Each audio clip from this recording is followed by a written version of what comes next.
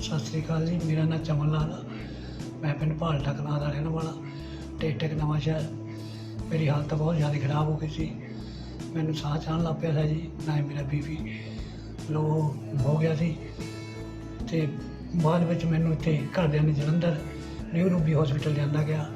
Doctor ਸਾਹਿਬ ਨੇ ਮੇਰਾ ਇਲਾਜ ਕੀਤਾ ਅਤੇ ਹੁਣ ਮੈਂ ਠੀਕ ਹਾਂ। ਸਟਾਫ ਨੇ ਵੀ ਮੇਰੀ ਬਹੁਤ ਦੇਖਭਾਲ ਕੀਤੀ।